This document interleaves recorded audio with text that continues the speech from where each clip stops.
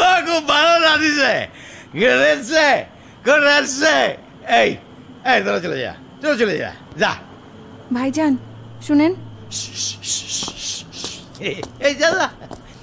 আরে সারা তো পড়েই রয়েছে, কথা শোনা যাবি, কোনো অসুবিধা নেই। ভাইজান শুনেন, আমার নাচ শেষ, আমি জায়গা, আমি জায়গা।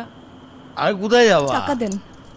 আরে টাকা তো দেবই, এই রাত শেষ হয়েছে, এখন আমরা একটু এনজয় করবো।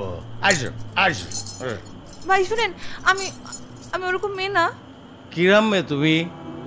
আরে ভাই শুনেন শুনেন শুনেন, আমি কোনো খারাপ কাজ করি না, বিশ্বাস করেন না, আমি ওরকম মেয়ে না। আমার বাবা অসুস্থ, এর জন্য আমি নাচি ভাই। কিরাম মেয়ে তুই?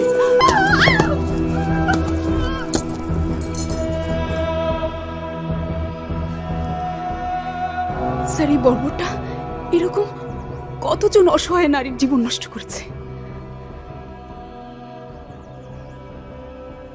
সঠিক তথ্য কেউ বলতে পারবে না, যতটা দালিলিকভাবে প্রমাণ আছে তার চেয়ে শতগুণ বেশি। তারপর অনেকে আছে যারা কমপ্লেন করেনি তাদের সামাজিকতার ভয়ে।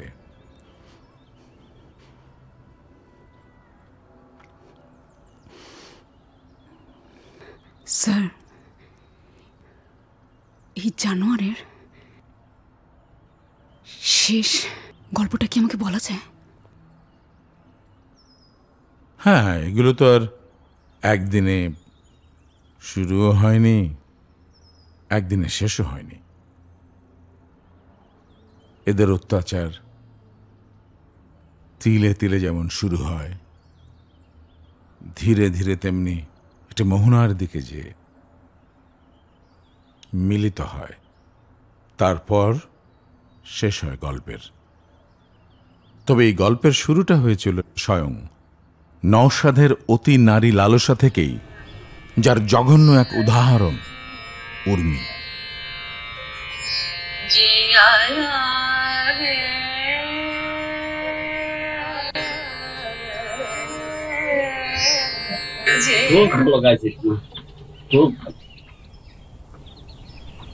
কিরে কলেজে যাবি না?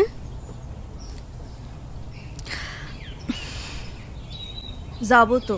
তালি পরে যা, হাত মুখ ধুইয়া কাপড় চোপড় পাল্টায়, আমি খাবার দিচ্ছি। আর আপনার কি হলো, সকাল থেকে বসে বসে খালি মেয়েদের গান শুনতেছেন? দোকানে যান। যাতেছি বাবা, যাতেছি।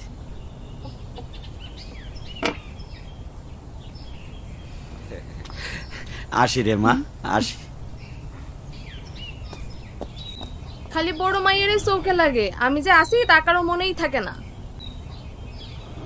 আই তুই আমার তো হিংসা করস কেন? করবো না কেন? আব্বা আম্মা খালি তোমারই ভালোবাসে, আমারই ভালোবাসে?